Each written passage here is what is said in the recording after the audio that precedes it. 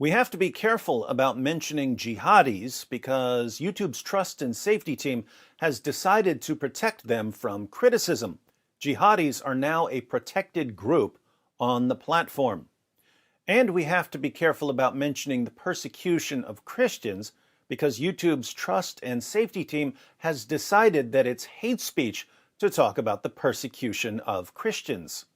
With that said, we do need to report the latest attack in Indonesia, but I'll try to soften the information as much as possible by only quoting an Islamic news source. Al Jazeera reports.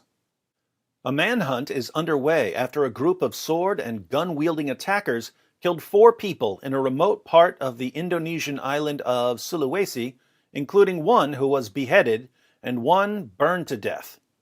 The ambush took place in Lembantanggoa village in central Sulawesi province on Friday morning.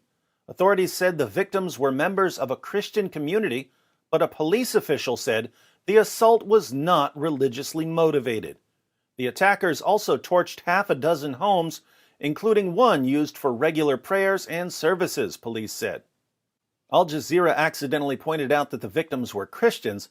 Apparently, Al Jazeera has forgotten that the code word for Christians who are slaughtered in the name of Allah is Easter worshippers. That rule was established in the aftermath of the 2019 Sri Lanka church bombings. But it is good to know that the attack in Indonesia was not religiously motivated. Police were hunting the suspects on Saturday, and no arrests have yet been made. Authorities blamed Sulawesi-based East Indonesia Mujahideen, MIT, one of the groups across the world's biggest Muslim-majority nation that have pledged allegiance to ISIS. We reached the conclusion that they, the attackers, were from MIT after showing pictures of its members to relatives of the victims who witnessed the ambush, said Yoga Priyahutama, Sigi Regency police chief. The makeshift church that was attacked was empty at the time of the early morning assault, he added. So, jihadis who had pledged allegiance to ISIS slaughtered Easter worshippers and attacked a church, but the attack was not religiously motivated. These terrorist attacks never are they? People were just in their homes when it happened, Priyahutama said. Lembantanggoa village head Rifai, who, like many Indonesians, goes by one name, said one victim was beheaded and another was nearly decapitated.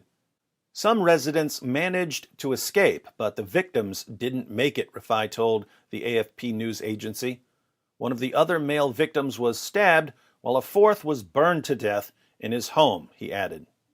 So, of the 4 Easter worshippers who were slaughtered in the name of Allah in a terrorist attack that definitely wasn't religiously motivated, one was beheaded, another was nearly beheaded, meaning that his head was still partly attached to the rest of his body, one was stabbed to death, and one was burned to death.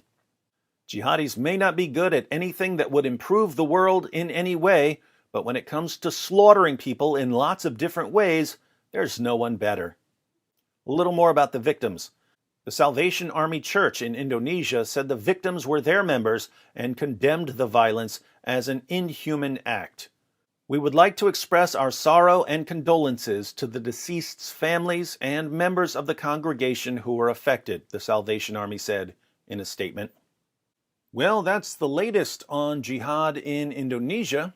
To the YouTube Trust and Safety Team member who's watching this video, to make sure it contains absolutely no hate speech, please note that I did everything YouTube has demanded of me. I didn't mention that the terrorists are Muslims. I didn't mention that the victims were Christians. I've conformed totally to the messages you morons and cowards on the Trust and Safety Team sent me, especially the messages informing me that jihadis are a protected group and that anything that might offend them is hate speech. I hope this short video about Easter worshippers being beheaded and nearly beheaded and stabbed to death and burned alive won't get me into any trouble with your amazing platform, which has become increasingly dedicated to protecting anyone who decides to slaughter Christians. By all means, keep patting yourselves on the back from the comfort of your safe spaces over there at YouTube headquarters. Maybe if you keep using your platform to shield jihadis from criticism, they'll praise you for your tolerance.